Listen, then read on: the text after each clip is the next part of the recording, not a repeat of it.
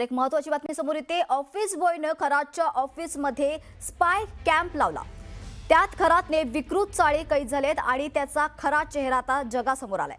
पण आता office boy पाठोपाठ खरातच्या आचार्याने फार्म हाऊसवरील सीसीटीव्ही सुरू ठेवल्याने त्याची अय्याशी कॅमेऱ्यात कैद झाली आहे। खरातचे हे व्हिडिओ SITला मिळाल्याची माहिती समोर आली आहे। त्याचं घडलं असं की सिन्नरच्या वावी गावात अशोक खरातचं आलिशान फार्म हाऊस आहे। कोट्यावधी खर्चून त्याने हे फार्म हाऊस बांधलं होतं। इथे तो अय्याशीसाठी येत होता। खरातने कोट्यावधींची फसवणूक केल्याची जाणीव पोफळेंना झाली होती। त्यानंतर खरातला आचारी हवा आहे अशी माहिती मिळताच पोफळेंनी एका आचार्याला पगार देऊन खरातच्या फार्म हाऊसवर कामासाठी पाठवलं। आचार्याने खरातचा विश्वास संपादन करून बारीक नजर ठेवली। खरात जेव्हा फार्म हाऊसवर येत होता तेव्हा सीसीटीव्ही बंद ठेवायला सांगायचा, पण आचार्याने तसं केलं नाही। आणि मग काय समोर आलं? खरातचा विकृत चेहरा। ललित पोफळेंनी त्यांच्या तक्रारीतही या संदर्भात माहिती दिली होती। आता काय संशयास्पद आहेत? सगळे तर व्हिडिओ ओपनच आहेत।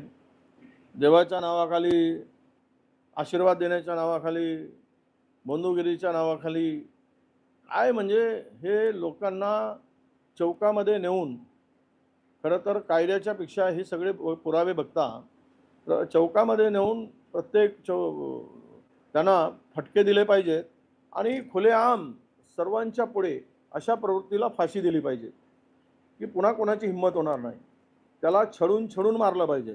ज्या पद्धतीनं त्यांनी महिलांच्या भावनेचा गैरसमजूचा फायदा घेतला आणि त्यांचं आयुष्य उद्ध्वस्त केलं आहे, अशा भोंदूगिरीला कुठेही स्थान देता कामा नये। आता ही चौकशी सुरू आहे।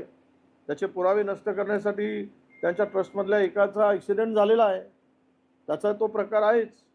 नवरा बायको गेलेत बिचारे त्याच्या ट्रस्टमधील खरातांच्या। ही चौकशीमधून काय निष्पन्न होते आज तरी काय ठोस सांगता येत नाही। तर हे सगळं काय प्रकरण आहे हे एकदा ग्राफिक्सच्या माध्यमातून पाहणार आहोत। खरातला फार्म हाऊसवर आचार्याची गरज होती। त्यानंतर पोफळेंनी पगार देऊन आचारी पाठवला। खरात फार्म हाऊसवर महिलांना घेऊन येत होता। फार्म हाऊसवर येण्यासाठी त्याने सीसीटीव्ही बंद करायला सांगायचा।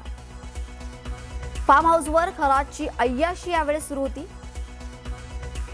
खरातचे अश्लील चाळे, मद्यपान या सगळ्या गोष्टी तिथे सुरू होत्या। त्यानंतर कुकनं सीसीटीव्ही बंद केलेच नव्हते। खरातचे सगळे कारनामे त्यामुळे सीसीटीव्हीत कैद झालेत।